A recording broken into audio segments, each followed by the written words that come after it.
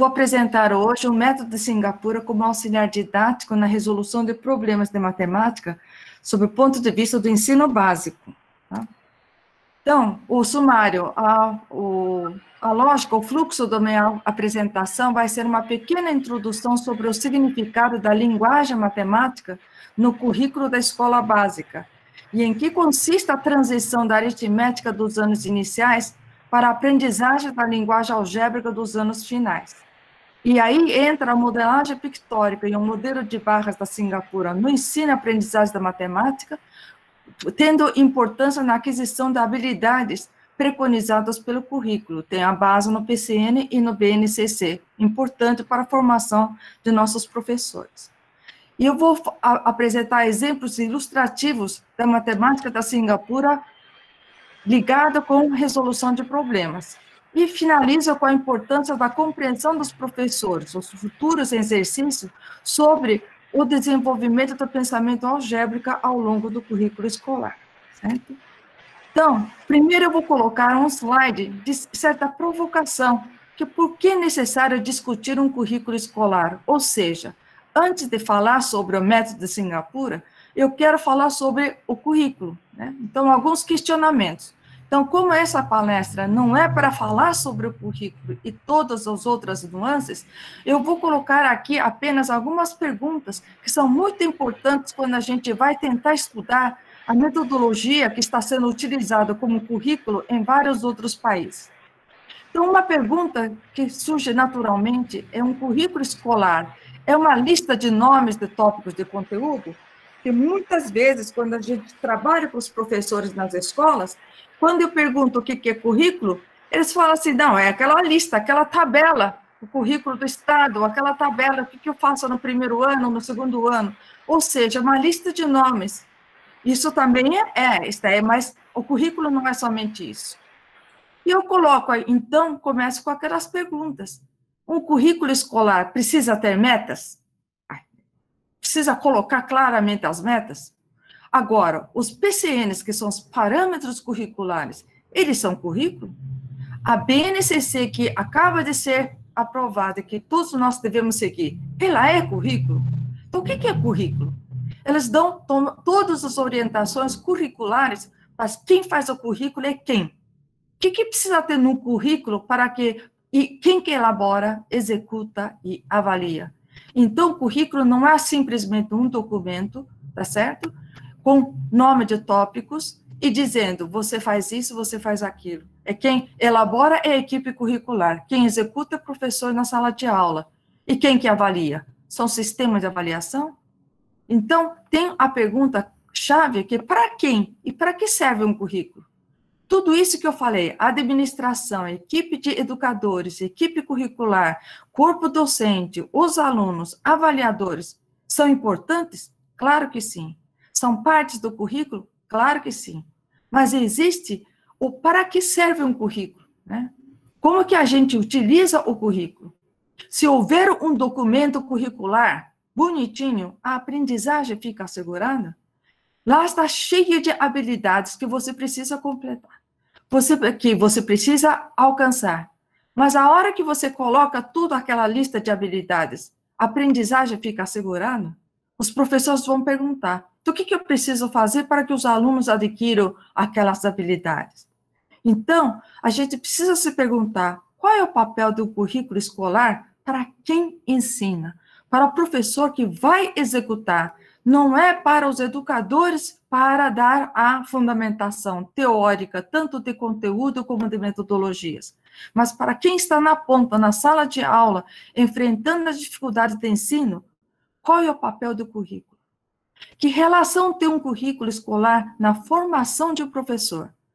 O professor vai aprender o que é currículo depois que recebe do diretor a lista?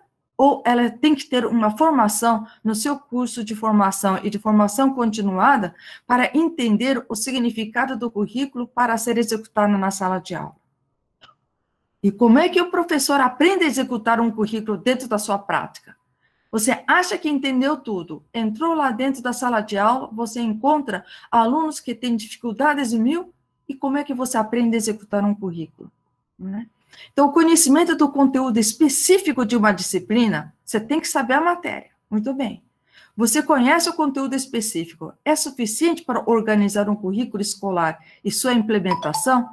É claro que a resposta para essa última é negativa, que não basta você saber a análise, álgebra, geometria, topologia, tratamento de dados, tudo isso que são os ensinamentos superiores da matemática avançada, isso não basta para você organizar um currículo escolar e a implementação.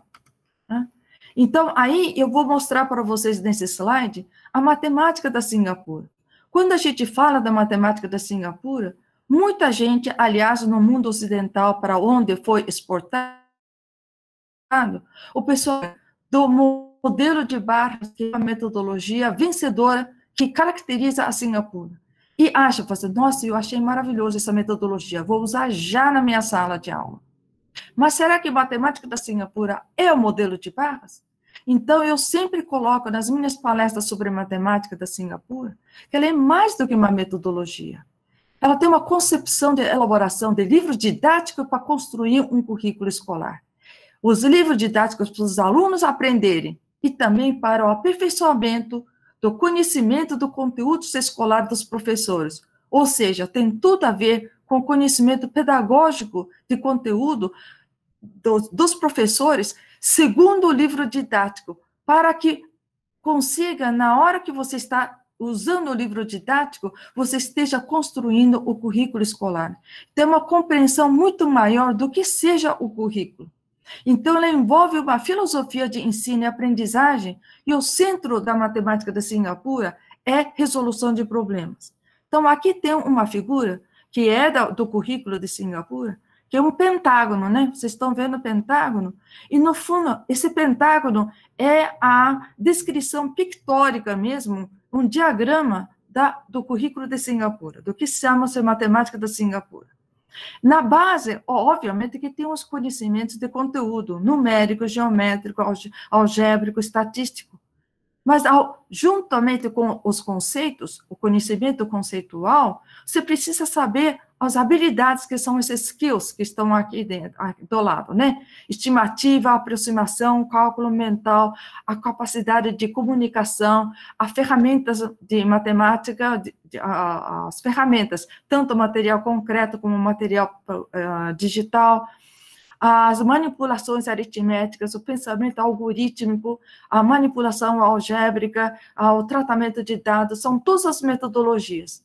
Mas, mesmo não somente as metodologias e o conteúdo, a resolução de problemas no cerne do currículo de matemática da Singapura precisa ter também atitudes, metacognição e também outros processos. Eu não vou explicar cada uma delas aqui, porque senão a gente não chega no modelo de barras, que muitas vezes as pessoas querem saber como é que eu faço isso na sala de aula. Então, numa outra ocasião, a gente pode discutir mais por que é pentágono, por que é uma figura fechada, que cada um desses lados não basta. Não basta saber utilizar a resolução de problemas. Para construir um currículo, você precisa levar em consideração essas 5 dimensões curriculares. Então, principais focos da matemática da Singapura está focado na habilidade da criança em lidar com a informação. Não é tratamento de informação. Tratamento de informação vem de você conhecer como coletar, como interpretar. Ou seja, lidar com a informação de tudo, dos problemas, e eles dão ênfase em problemas literais, que nós chamamos de problemas contextualizados. Né? E contextualizado mesmo dentro da matemática. Também de desenvolver a habilidade em visualização de situações problemas. Ou seja, dado um problema, você ter uma visualização global, amplo, em vez de você ficar catando os dados numéricos e sair para os algoritmos e fazer as contas. E para a habilidade em visualização de situações problemas, antes de você começar a bolar a estratégia, de estudar a estratégia de resolução, eles utilizam, então, como estratégia dessa habilidade, os modelos de barras para modelização do problema. Modelização do problema é traduzir um problema dado, uma situação problema, em linguagem matemática, seja equação, expressão matemática, a operação que precisa fazer. Isso eu chamo de modelização dos problemas de matemática, dos problemas literais. E para isso, como uma estratégia, eles utilizam os modelos de barras. E as habilidades também em perceber padrões e realizar generalizações através de situações, problemas, para expandir, para você entender o pensamento matemático de você, a partir de uma situação, problema, você compreender um conceito bem maior, para você ampliar os conhecimentos de matemática. E desenvolver também o senso numérico por meio de cálculo mental, para saber aquelas letrinhas, aqueles conceitos básicos da aritmética de contagem, representação decimal, afinal de contas, o que são números, e por que os números, o senso numérico é importante para você compreender os problemas e lidar com a informação. Então, esses são os principais focos. Mas o foco não é somente desenvolver a habilidade. Uma grande efetividade da matemática de Singapura se apoia no fato que seus métodos habilitam os alunos a argumentar e comunicar em linguagem matemática. Ou seja, o senso lógico de argumentação e saber comunicar em linguagem matemática e linguagem algébrica, logo a linguagem algébrica simbólica, abstrata, mas também saber comunicar isso voltando para a linguagem natural, ou seja, é a formação de cidadão no sentido mais completo.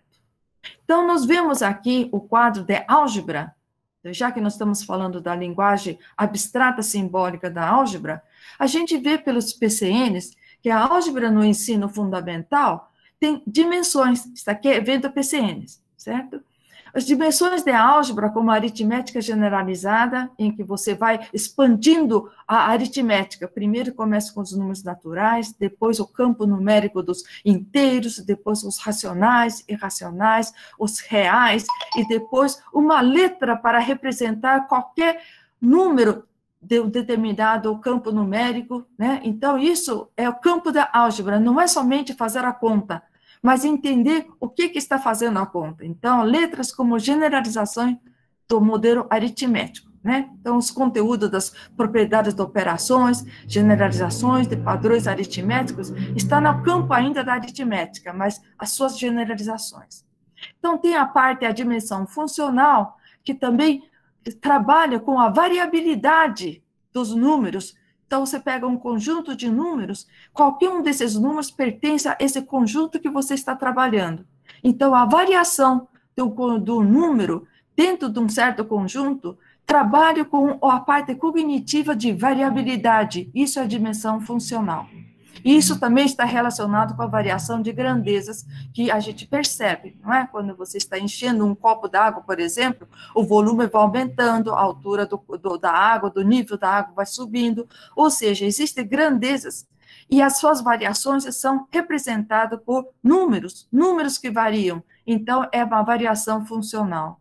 Depois você tem equações cuja a resolução de equações, onde você tem alguma coisa que você não conhece, que é as incógnitas, ao resolver, você aparece na modelização de problemas, na resolução de problemas, em que dá resposta concreta para os problemas contextualizados.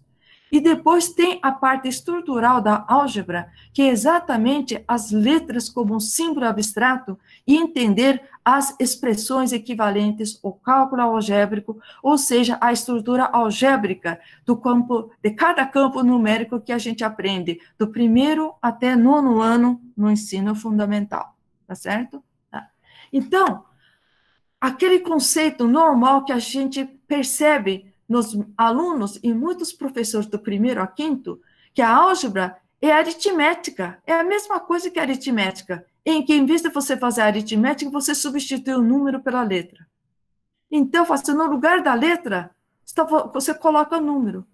Tem muitos alunos que chegam no ensino médio, inclusive na universidade, que quando você dá a expressão algébrica de uma função, por exemplo, só entende ao plotar os pontos no gráfico, quando você substitui o x por um número dado, que é 1, 2, 3, ou 2,5, 3,5, ou raiz de 2, o que seja. Enquanto não substituir, Você não consegue entender a álgebra como uma coisa que varia, que você tem propriedade da variação. Então, o entendimento do limite, depois a derivada e outras propriedades de equações diferenciais, por exemplo, fica cada vez mais difícil para eles. Principalmente, por exemplo, no primeiro curso de geometria analítica, onde a gente não trabalha mais com o campo numérico, mas trabalha com o campo de vetores, por exemplo, é uma dificuldade imensa, imensa. Por quê? Por causa desse entendimento ingênuo de que a álgebra você faz trabalho com números, é aquele de letrinhas. E no lugar de letrinhas eu vou colocar número. Então, quando a gente questiona, é só isso, a álgebra? A gente está entrando na discussão do porquê que a gente ensina a álgebra desde os primeiros anos do ensino fundamental.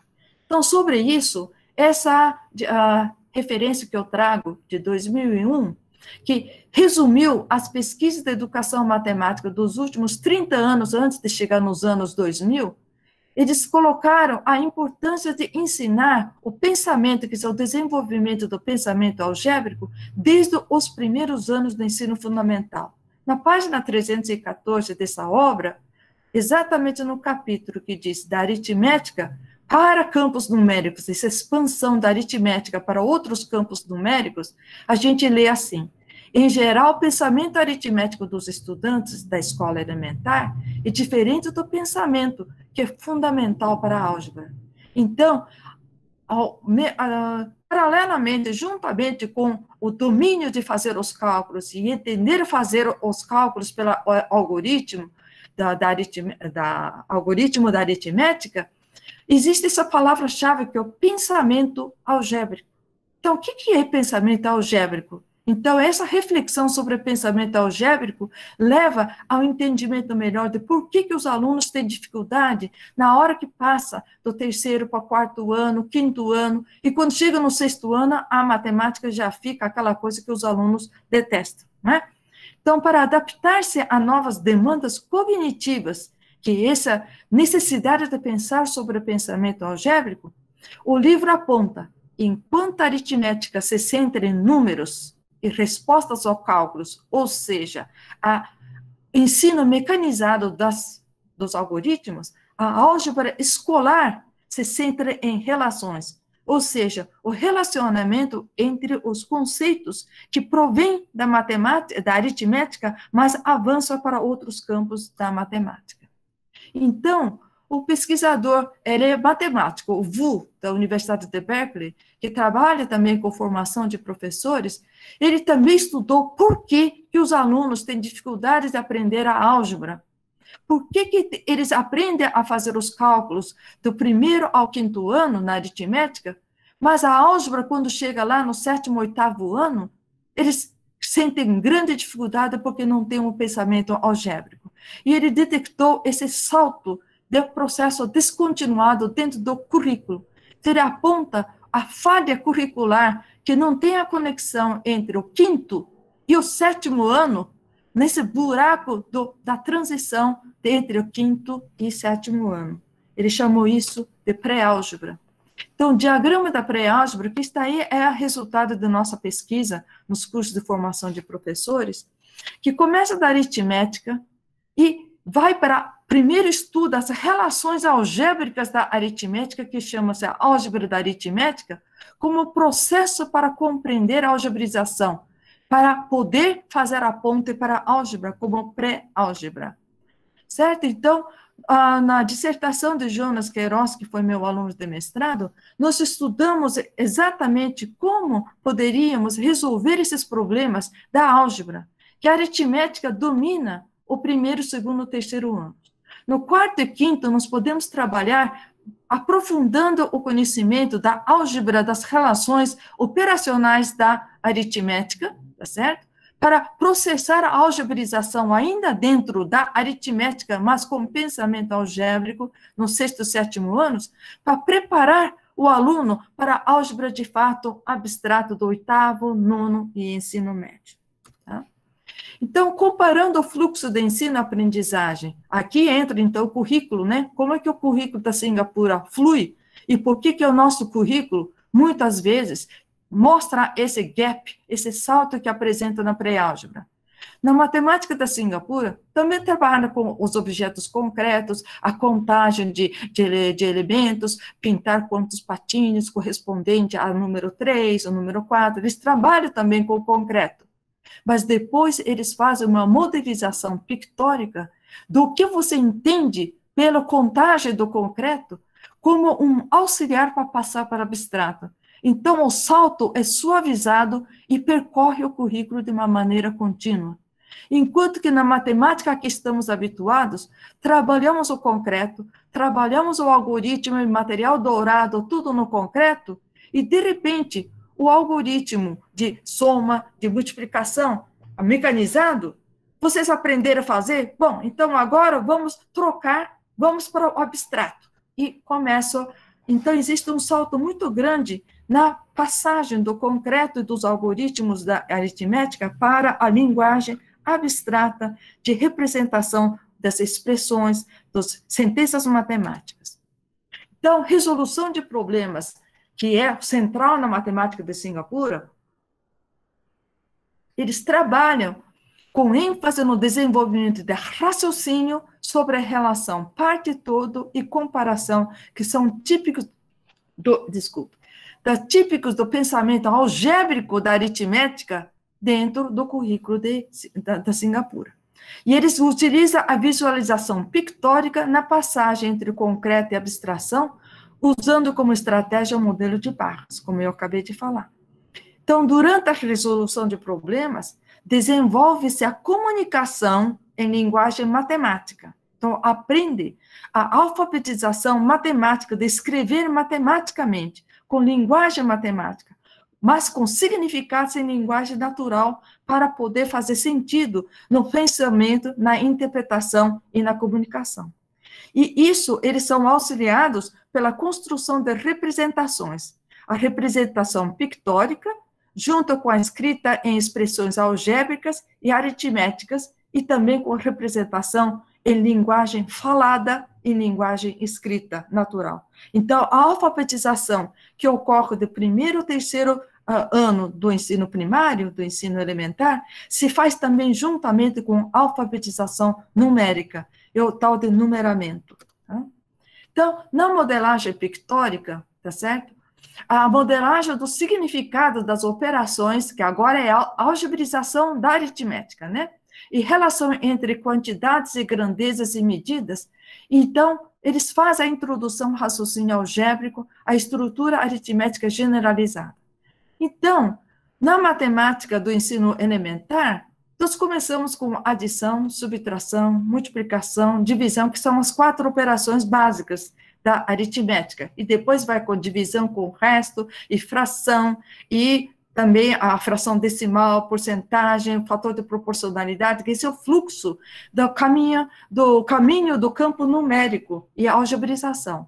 E onde que entra a álgebra? Na adição, quando nós estamos falando de ensinar a somar, subtrair, o algoritmo da divisão ou da subtração, aquele do vai de empresta e resto e tudo mais.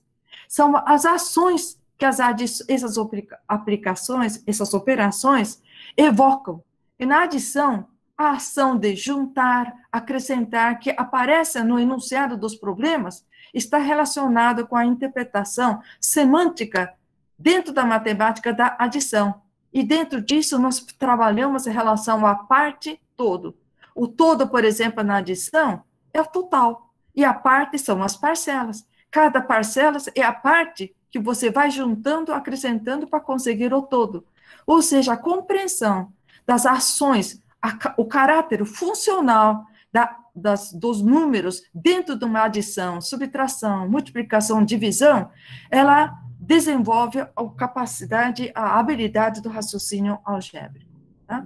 Então, em vez de ficar falando, eu vou começar com os exemplos para vocês acompanharem o que está acontecendo.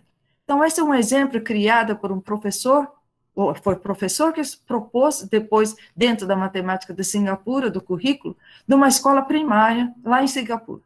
É assim, segundo ano elementar, 7 anos de idade. Um leão pesa 135 quilos. Uma vaca pesa 87 quilogramas a mais que o leão. um elefante pesa 139 quilogramas mais que a vaca. Quanto pesa o elefante? Ou seja, qual é a massa do elefante? Então, tem uma barra. Não está desenhando o leão. Nós podemos desenhar o leão, mas o leão é simplesmente o personagem. O dado mais importante é a informação sobre a massa do leão. Então, a massa do leão é representada pictoricamente por uma figura, qualquer coisa, mas uma barra, 135. Aí, a vaca pesa 87 quilos mais que o leão. Então, eu vou grudar uma barra à massa que representa a massa do leão, e 87 quilogramas é a massa que estou unindo, estou acrescentando à massa do leão. E a junção dessas duas barras representa a massa. Eu não estou fazendo ainda a operação, não. Estou simplesmente interpretando a ação, a informação do que significa mais que. Depois, um elefante pesa 139 quilos mais que a vaca. E agora vem a pergunta: quanto pesa o elefante? Então, o aluno entende que vai grudando as informações que são dadas pelo enunciado do problema e o total, ou seja, as partes foram colocadas, a ação foi interpretada, então a resposta é dada pela soma. Então, aqui nós temos um aluno do segundo ano elementar fazendo exatamente essa informação. O leão é L, C de cal, tá certo? De vaca, E de elefante, e ele interpreta a diferença de 87, por que o total da massa da vaca é aquela barra maior, e tem a diferença de 87, e você coloca 139, e quando coloca tudo junto, você está colocando a soma, junção, que é aquela barra que foi desenhada. E aí, nós temos a sentença matemática, isso agora, sentença matemática sob forma de equação. Equação onde não existe a incógnita. A incógnita é o total que ele faz por meio da equação, da sentença matemática. E do lado direito da nossa tela, nós temos, então, agora o algoritmo de adição de 3 parcelas, inclusive o primeiro deles com 3 dígitos, que é uma coisa que, se não fizer pela cabeça, nós temos a utilidade do algoritmo, inclusive de vai 1, né? Vai 2 lá, está indo, vão 2, tá? Certo? Então, é uma maneira de uma figura, explica tudo, e você pode explicar para os colegas, explicar para si mesmo, explicar para o professor, e principalmente para consolidar a sua aprendizagem, a total compreensão da resolução desse problema. Então, a resolução desse problema não está no algoritmo, mas em todas as etapas de resolução. Certo? Outro exemplo eloquente agora do 6º ano elementar, também um exemplo lá da Singapura, é assim. Antes, a loja A tinha 150 quilos de arroz para vender, e a loja B, 72 quilos. Depois de vender a mesma quantidade de arroz, verificou-se que a loja A tinha ainda 4 vezes a quantia que havia restado na loja B. Qual foi a quantia que a loja A vendeu? Vocês estão vendo que é um problema contextualizado, cheio de informações. Se você não prestar atenção, fica difícil de você entender onde que começa, onde que termina, o que está perguntando e como é que você vai montar. Então, o modelo de barras é perfeito para trabalhar esse tipo de problema. Então, antes, né, a loja A e loja B tinha a parte amarela que eles venderam na quantidade igual. Mas depois, o que sobrou para a loja B é 1/4, né? Porque a loja A vendeu 4 vezes, quer dizer, sobrou ainda, o resto deles é 4 vezes o que sobrou para a loja B. Vocês estão vendo que nesse modelo de barras, eu não estou começando com conta nenhuma, estou fazendo simplesmente a interpretação dos dados. Inclusive, a barra não importa o tamanho, importa que a parte amarela é igual e a parte que sobrou para o B, que a quantidade não sei ainda, a loja A tem 4 vezes essa unidade, que eu não sei quanto vale. Mas ainda tem o resto da interpretação do enunciado. A loja B tem a parte que vendeu mais a parte que sobrou, e tem 72.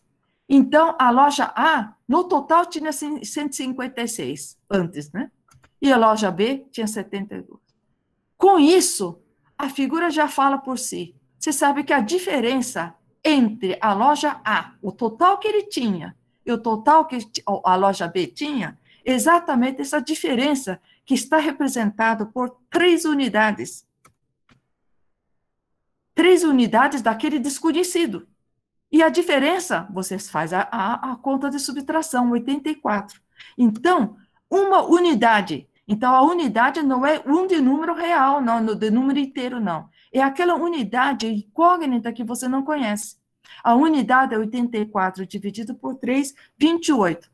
Então, eu já sei a diferença, o resto que sobrou para a loja B. E o 72 menos 28, 44. Então, já tenho uma resposta. A loja B vendeu 44 quilos de arroz, certo? Então, como a loja A também vendeu o mesmo tanto, vendeu 44 quilos de arroz. Então, é uma página, nós temos todos os dados, nós podemos voltar para validar o raciocínio, verificar, validar que o raciocínio está correto, se todas as contas estão certas.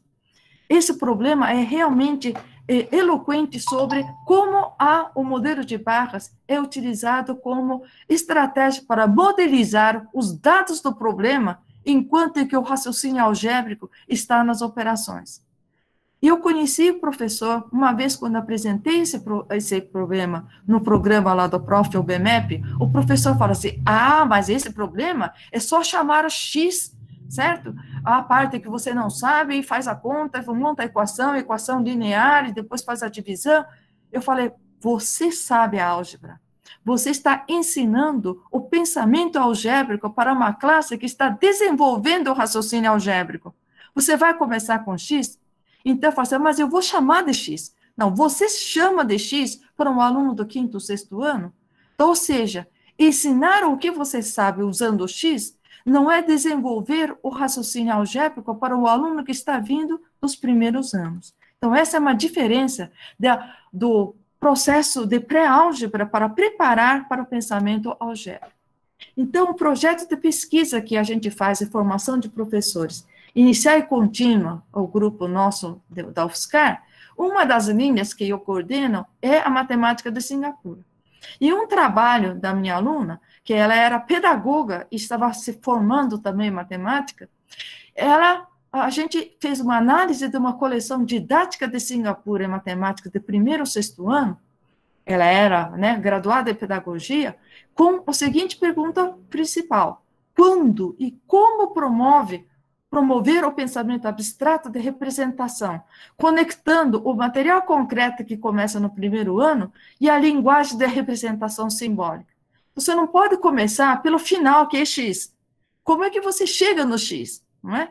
Então, eu obtive uma autorização da Marshall Cavendish, que era editorial, né, da coleção do livro de matemática de Singapura, para fazer essa pesquisa, certo? Eu vou apresentar alguns exemplos para vocês perceberem como o livro didático de Singapura, que é elaboração, segundo o currículo deles, prossegue assim, segue passo a passo essa ideia fundamental de começa resgatando o conhecimento intuitivo dos alunos de material concreto e vai avançando, construindo o pensamento algébrico.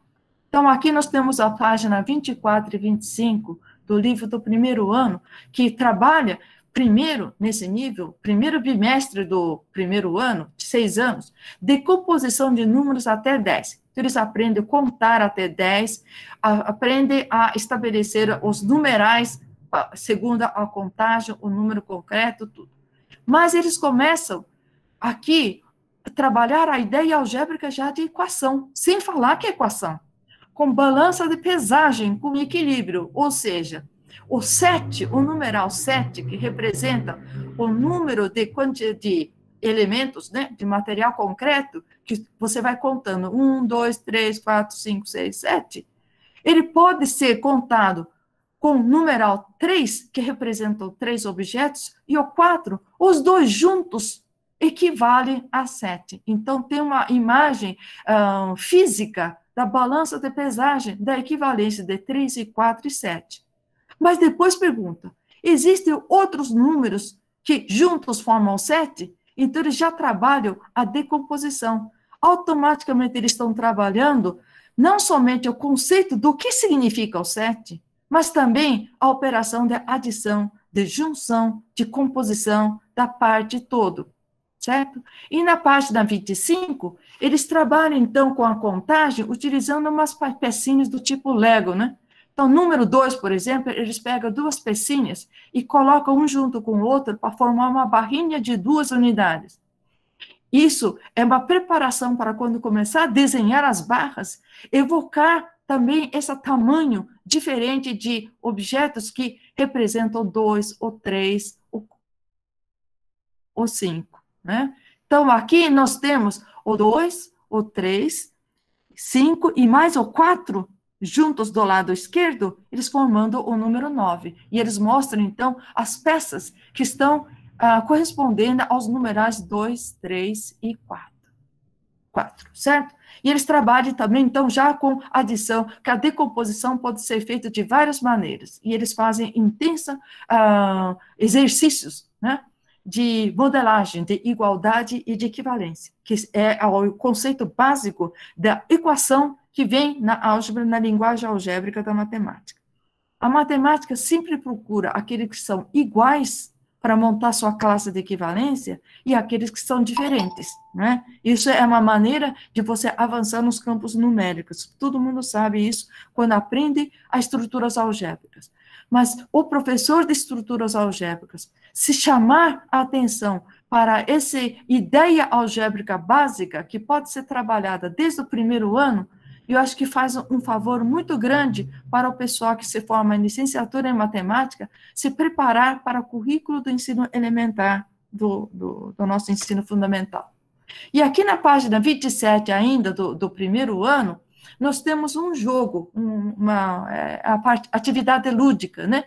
Então, tem 2 baldinhos aí, mas nós sabemos a seguinte informação. Nós temos 6 bolinhas, embaixo de 2 vasos, né, 2 baldinhos. E a primeira figura mostra, você levanta um baldinho e tem 2 bolinhas. Será que você consegue adivinhar quantas bolinhas tem do outro lado? Isso resgata totalmente a atividade matemática que fez, porque ele sabe a decomposição de 6 em 2 e 4. Ou seja, sem falar do X, ou do desconhecido, ou da incógnita, eles trabalham essa busca pela incógnita, de você entender que a resposta tem que ser 4, porque 4 e 2 são partes de um todo que é 6. E também trabalha a subtração como oposta da adição, ou seja, a subtração não é uma outra operação, é uma operação que está dual, assim, trabalha-se conjuntamente com a adição, certo? E também trabalha o zero como elemento neutro da adição no terceiro item, né? Existem 10 bolinhas em cima de 3, né? E você tem 5 bolinhas no primeiro, mas no segundo, no baldinho do meio, você levanta e não tem nada. Então, quanto que você tem no outro? Então, você sabe que você atribui um numeral 0 para o segundo, para o baldinho do meio, e você tem 5 no primeiro. Então, o outro só pode ser 5, porque todo junto, 5 com 0, sem acrescentar nada, e 5 tem que completar o 10. Então, está trabalhando o elemento neutro da adição e o princípio aditivo, tá certo? Das operações, certo? E o livro do professor também traz, além da resposta, por vezes trabalhada com estratégias alternativas, eles trazem recomendações pedagógicas para conduzir a aula, sugestões e conexões com os parâmetros curriculares de competências e habilidades. Então, um recurso também para o professor entender por que faz essas atividades e como trabalhar isso com os alunos. E eles entendem profundamente o conhecimento a parte pedagógica do conteúdo que está por trás daquela atividade. Então, eles aprendem a utilizar o livro. Então, eles aprendem a matemática, a ordem correta com que a matemática deve ser ensinada, tá certo? Então, isso daqui eu vou somente ilustrar, vocês estão vendo que eles não negligenciam o material dourado e os algoritmos, não.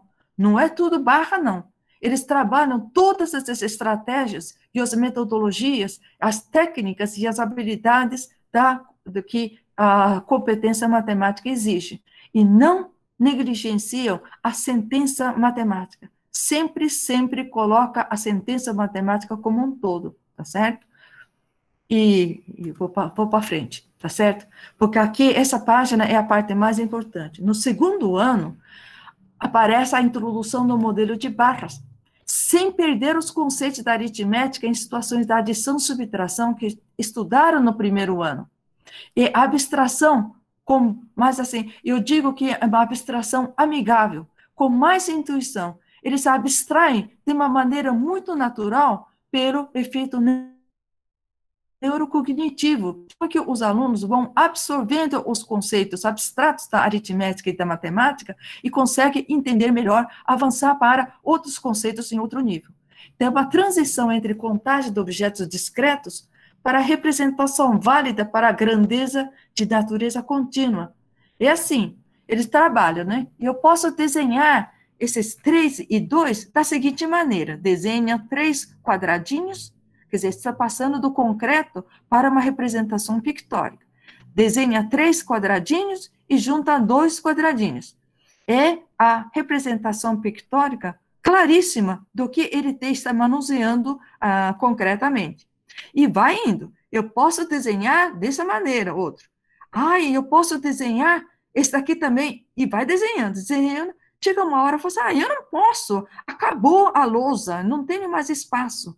Aí vem a ideia. Mas eu sei o que significam as barras. É só colocar uma barra que representa o numeral 20, a quantidade 20. E eu posso colocar 4. Então, não importa mais o tamanho da lousa, o tamanho do caderno, o tamanho do papelzinho que você vai desenhar, o desenho já representa uma quantidade e essa quantidade está representada. Aí. Então, é o potencial para representação pictórica como conexão. Representação pictórica é uma ponte entre contagem de material concreto para você ir abandonando o material concreto e a ideia matemática abstrata. Então, vale fazer a pergunta pedagógica, né?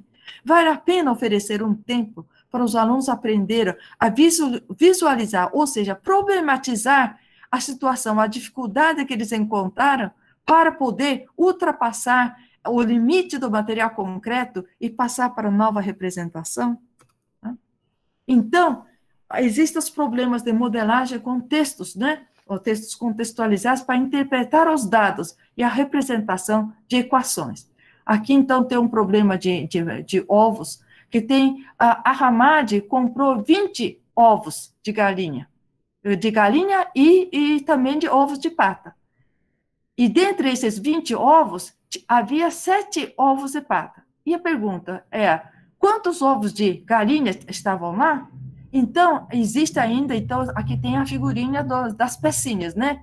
Verdinho, 7 verdinhos aqui para ovos de pata, e vai completando com as pecinhas azuis, até completar 20 no total. Mas ele faz, então, agora, a algebraização a algebraização pictórica, digamos, né? O 7, o 20, e agora ele interpreta, isso é a diferença. Então, vocês estão vendo que tem um ponto de interrogação? Para nós, seria o X, né? Mas é isso que eu preciso saber. Então, primeiro, coloca a equação 20 menos 7 igual à resposta, que é 13, e coloca a resposta em linguagem natural completa. Havia 13 ovos de galinha. Então, ele trabalha a linguagem algébrica, por meio de equação, e completa a resposta, voltando ao enunciado. É a metodologia de resolução de problemas. E o problema seguinte já não tem mais o material concreto, e trabalha a mesma ideia. E a sentença matemática, que é equação, agora é o aluno que tem que colocar. Ele aprende a escrever matematicamente e aprende o significado de igual. Aqui nós temos, eu sei que o tempo está passando, eu perdi um pouco de tempo no início, eu vou mostrar para vocês esse daqui, que é muito importante, que é divisão de frações do 5º ano, que é um terror para a gente ensinar, não é? Aqui nós temos assim, tem uma melancia de 4/7 de quilos. Ele foi cortado pela metade. Olha, tem um desenho da melancia cortado pela metade. Qual é a massa de cada pedaço de melancia que foi cortado? Então, o método 1 é pictórico. Então, já que você tem uma certa unidade de referência, que é 1 quilo, que está falando que você tem a fração, 4/7. O que é 4/7 de quilograma? Ou seja, nós temos uma ideia do todo, que é 1 quilo. Então, se 4/7 está dividido em 7 pedaços iguais. Então, os alunos já sabem, a aula anterior, né? Que cada pedaço é 1/7 de quilo. Como a melancia é 4/7, pesa 4/7 de quilos, então, o que está pintadinho aí de marronzinho claro, ele representa a massa da melancia. Então, não é 1 quilo que é o todo, é o 4/7 que é o todo referência agora para o problema. E depois, se você tem 4 pedaços e foi cortado em 2 pedaços iguais, 4 dividido por 2 é obviamente 2. Então, você enxerga, visualiza claramente a situação, o problema que você está procurando, são esses 2 pedacinhos, da metade de 4 pedacinhos, que todo mundo sabe que metade de 4 é 2. Então, com isso, o aluno já sabe responder 2/7 de quilogramas. Mas aí, o método 2, que está juntamente com essa solução pictórica, é a parte algébrica. Então, a sentença matemática que precisa ser trabalhada aqui, que se depreende da situação-problema, é 4/7 dividido por 2. Mas eles percebem que você está percebendo que esse é 4/7 vezes meio. Para nós, seria meio vezes 4/7, porque a semântica da linguagem lá na Tailândia é contrário. Apesar que para nós, na matemática do Brasil, a gente fala que o produto é comutativo, então, pela propriedade comutativa, 4/7 vezes 2 é mesma coisa, meio, é igual a meio vezes 4/7. No nosso planejamento curricular, planejamento de aula, para dar esse problema, nós deveríamos escrever meio de 4/7, ou seja, meio vezes 4/7. O resultado é, obviamente, 2/7. Mas aí também nós percebemos que, ao entender o 4/7 vezes meio, e agora, como matemática, agora não é mais a melancia, não estamos falando de melancia, como operação, você pode usar a parte comutativa, você percebe aquela regra, que 4/7, a divisão, é produto pelo inverso do segundo, certo? Então, é uma coisa riquíssima, que mostra a explicação pela parte pictórica, para você ter certeza do resultado que você precisa ter, e utilizar a resolução de problemas, e trabalha todas as propriedades da relação da estrutura algébrica dos números fracionários aqui, certo? Vou perguntar para a Enida, eu vou pular essa parte para mostrar um exercício que a gente trabalhou no Brasil, em vez de passar para outros exemplos, por causa do tempo. Pode ser? Eu vou pular todos esses exemplos. Pode ser, mas se você demorar mais um pouquinho, eu acho que não tem problema.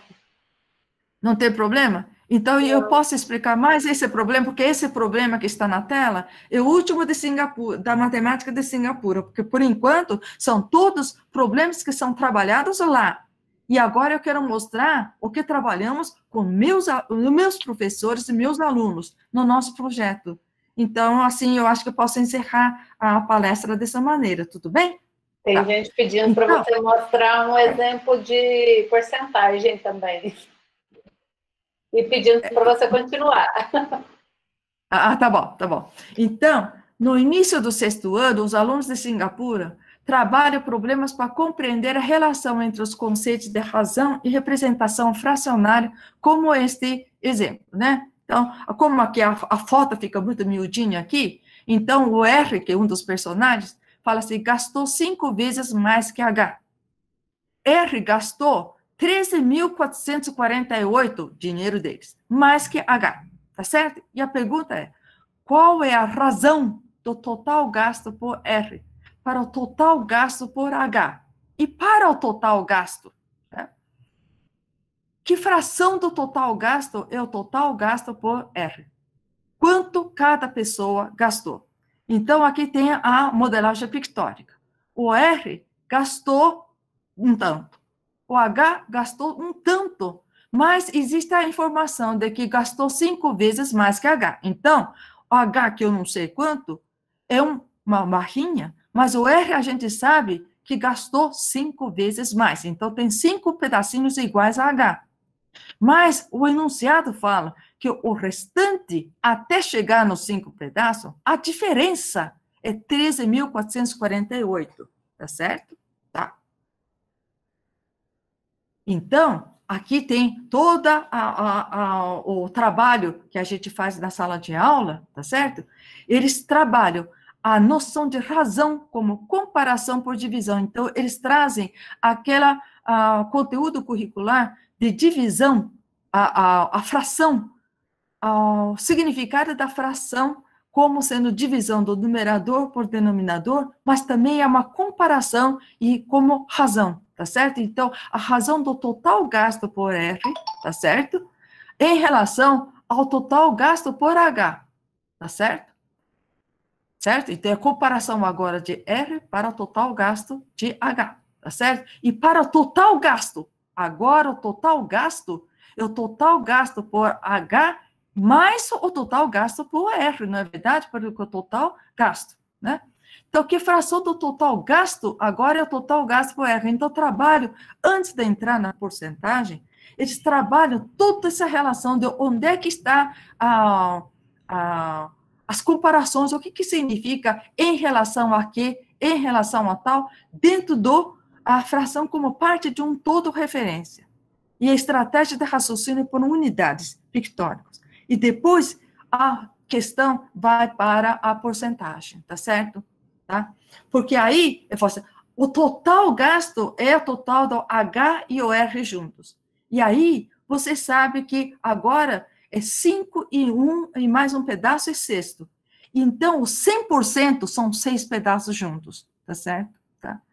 E eu ia trabalhar, mas olha, tem uns trabalhos que eu faço com o problema do OBMAP que trabalha exatamente essa história de porcentagem. Tá? Mas deixa eu colocar aqui a linguagem algébrica em casos futuros e números no 6º ano. Então, eles trabalham todas as operações que trabalharam, as relações estruturais algébricas por meio de barras, tá certo? Tá. Aqui é a modelagem pictórica, então eu vou passar para frente. Eu vou colocar no curso de capacitação de professores, tá certo? Tá. Então, aqui tem um modelo de barras para raciocínio algébrico da primeira fase, o nível 1 do BMAP. Eu trabalhei também nas oficinas do grupo de estudos de capacitação de professores numa diretoria de ensino. E aqui fala, o garrafão cheio de água pesa 10,8 quilos. Depois de retirar metade da água, o garrafão pesa 5,7 quilos. Quanto pesa em gramas o garrafão vazio? Então, pictoricamente, antes você tem a massa do garrafão, tá certo? Tá? E um certo tanto de água. Esse tanto de água, a gente corta pela metade pictoricamente e depois tem isso, certo? E a gente está perguntando quantos gramas pesa o garrafão vazio, certo? Então, a modelagem pictórica e metodologia de resolução de problemas mostra que a diferença entre o dado, né, que é 10,8, que é o total, que é garrafa vazia, mais 2 unidades, tá certo? É o 10,8.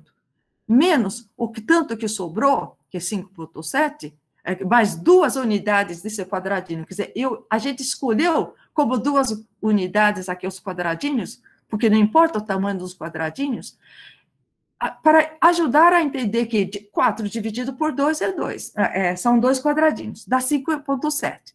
Então, logo, a garrafa vazia é 5,7 menos 5,1, né? Que é a metade. Então, 0,6 e dá 600 gramas, certo? Depois que nós trabalhamos isso aqui é uma solução que os professores mesmo encontraram para poder explicar para os alunos do seu 5º ano, do 6º ano. Eles falam assim, puxa, professora, a gente gasta um tempão tentando explicar, fazendo a conta, etc e tal, tudo. Está aqui, até os alunos adivinham o que tem que ser feito, né? E o que significa a etapa de validação do resultado dentro da metodologia de resolução? Né? A gente pode perguntar se era importante ter contado 4 quadradinhos, se era importante você ter colocado X, por exemplo, no quadradinho, ou usar o quadradinho do mesmo tamanho. Não, o raciocínio algébrico a gente pode trabalhar com a resposta dos alunos, tá certo? Agora, eu vou mostrar um exemplo bastante importante do exemplo do Queiroz. Que, assim, está aqui, os professores do grupo de professor do ensino médio erraram esse problema, tá bom? Um vendedor viaja para 4 cidades diferentes em sequência para visitar seus clientes. Dirige 15 quilômetros de sua cidade natal para visitar o primeiro cliente. A distância entre o segundo e o terceiro clientes é a mesma que ele dirigiu desde sua casa. O terceiro cliente está a meio caminho da viagem total de 124 quilômetros. Calcular a distância entre cada cliente. Olha, o enunciado é tão grande que o pessoal fala, como que é, o que é, o que está querendo saber? Aí, esse é o resultado do meu professor, né, está aqui a solução feita na classe mesmo, né, está aqui foi feita por um aluno do 7º ano. O aluno que a gente estava trabalhando na resolução de problemas. E o aluno fez as etapas de resolução de problemas pelo modelo pictórico como uma estratégia para apoiar o raciocínio algébrico, tá certo? Vou mostrar para vocês. Ele colocou claramente no modelo pictórico como ele entendeu o problema, tá certo? Ele colocou, na primeira etapa, 15 quilômetros que ele percorreu a partir da casa dele, né, o vendedor. Depois, a segunda etapa, tá certo? Ele percorreu X, tá certo? Tá? A mais do que o 15, né? Então, colocou. Então, 15 mais X, ele andou X até chegar na segunda etapa. Agora, na terceira etapa, a distância que percorreu foi o mesmo tanto que percorreu desde a casa dele. Então, 15 mais X, ele colocou. E na quarta etapa, ele percorreu tudo que ele tinha percorrido antes, ou seja, metade, né? Que era apenas metade do caminho. E o todo era 124 que ele interpretou lá em cima.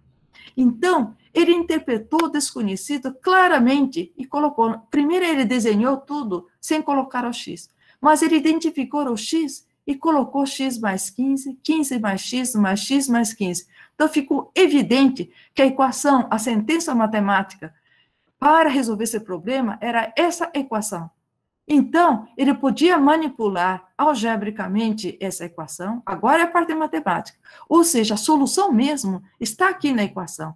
O objetivo curricular desse conteúdo, desse problema, era o aluno não fazer por método pictórico, mas o método pictórico para ajudar a elaborar a equação linear que iria resolver. E ele encontrou x igual a 16. Aí, depois, a resposta, ele não falou para o professor, x igual a 16, então o resto sai. Não, ele colocou que a primeira etapa foi 15, na segunda etapa foi 16 que ele encontrou, na terceira etapa deu 31, quarta etapa foi 62, e ainda ele utilizou o algoritmo da soma para validar essa solução, que realmente a última parte era 62 quilômetros, corresponde à soma dos 3 primeiros, e a soma de tudo dava 124, e ainda ele explicou, em palavras, todo o raciocínio dele. Então, ele usou letra símbolo para representar o desconhecido, e ele resolveu a modelagem, certo? E validou. Ele deu uma resposta completa, com interpretação no contexto. Então, eu queria colocar, e eu sei que a Elida queria que fizesse, e eu apaguei por causa que eu percebi que se eu explicasse toda a matemática de Singapura, eu não conseguiria trabalhar a porcentagem. Vocês veem que eu acho que eu vou ficar, vou esconder o mesmo leite. Depois desse slide, havia os problemas de porcentagem, mas ia ficar muito longo. Numa outra palestra também não deu tempo. Eu iria fazer a porcentagem, eu até apresentei, mas ninguém entendeu nada. O que acontece aqui no Brasil, que o pessoal fala assim, professora, faz um problema de porcentagem. Ou seja, o pessoal está pensando em, vou usar o modelo de barras para explicar o problema de modelagem do problema de porcentagem. Então, o problema de porcentagem, que o professor sabe fazer, mas quer usar o modelo de Singapura para explicar para o aluno como que faz, isso não está de acordo com a matemática de Singapura, nem com a resolução de problemas, como sendo o norte da Base Nacional do BNCC, que é a capacidade do aluno de entender, modelar, resolver, escrever a sentença matemática e resolver. Se o professor entender a porcentagem para o Singapura e levar para a sala de aula, sem que o aluno tenha elaborado o pensamento algébrico, a aula não vai dar certo. Somente 2 ou 3 alunos que têm pensamento algébrico terá entendido e o resto da classe continua não entendendo nada. O problema da porcentagem é sempre difícil. E para o professor fica difícil resolver o problema da porcentagem. Se vocês me convidarem numa outra vez, eu vou resolver tintim por tintim o problema de porcentagem, porque demora no mínimo 20 minutos, por isso que eu não vou fazer. Eu vou fazer, em vez disso, a observação final. Então, a metodologia de resolução de problemas, como atividade em sala de aula, permite que os professores aprendam a avaliar com mais precisão os níveis e tipos de dificuldades. Então, não é resolução somente. A resolução ajuda a avaliar onde é que está a dificuldade do aluno, onde é que o aluno tem dificuldade, e onde é que está falhando no seu raciocínio lógico, no raciocínio abstrato. Bem também as conquistas dos alunos, ou seja, não é somente avaliar o que o aluno errou, mas também em que nível de cognição o aluno conseguiu chegar. Então, constitui uma habilidade do professor agora, da formação do professor, que envolve conhecimento de metodologias. Que metodologia usar, quando usar, como usar e em que nível, e os objetivos do conteúdo escolar que está presente naquele enunciado do problema. Isso colocado dentro do fluxo do currículo escolar, não em cima daquele problema que você se obrigou, que está no planejamento de aula para aquela aula. Hoje eu vou fazer problema de porcentagem, porque no bimestre eu tenho que trabalhar a porcentagem. Então, não é por tópicos, não é por bimestre, mas tem que pensar em termos do fluxo do currículo escolar. Então, o modelo pictórico, quando usado em anos escolares subsequentes, como 7º, 8º anos, quando os professores encontram uma dificuldade enorme, né, de simplificar os produtos notáveis, quadrado, a equação quadrática, não sei o que, tudo, deve ser elaborado para que seja uma ponte para a linguagem algébrica. Então, quando usa o pictórico, em vez de usar simplesmente a linguagem algébrica, é ponte para a linguagem algébrica, para a linguagem algébrica fazer sentido, a linguagem algébrica das expressões, né?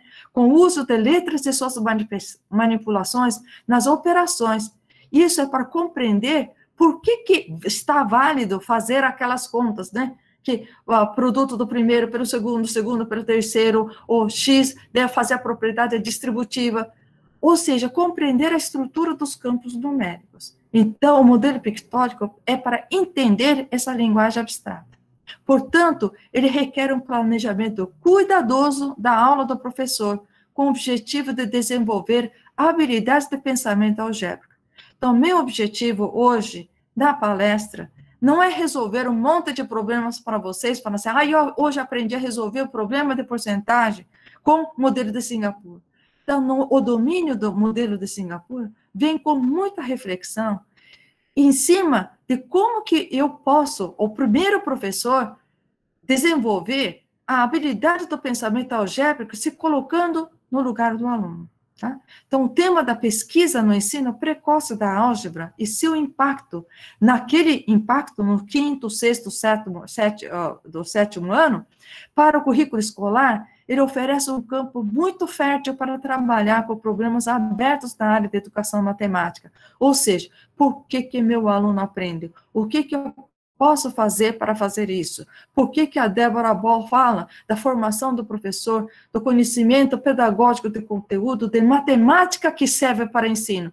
Não a matemática das estruturas, lá do matemático do ensino superior, mas a matemática transformada não é matemática no nível mais baixo, não é descer ao nível, não, mas aquela matemática que faz sentido para os professores na sala de aula. Tá certo? Então, desculpe se eu não vou trabalhar, porque já passaram aqueles 15 minutos, né, que estava devendo, e deu certinho, não é verdade? E eu vou ficar devendo um problema, porque eu quero que vocês reflitam sobre, não é a professora Yuriko vai fazer aquela série de exercícios, um atrás do outro, passar, eu vou usar esse porque eu adorei. Eu não quero que vocês pensem no modelo de Singapura simplesmente como uma metodologia, como uma técnica, senão como uma estratégia valiosa de fluxo curricular, certo? Então, muito obrigada pela atenção.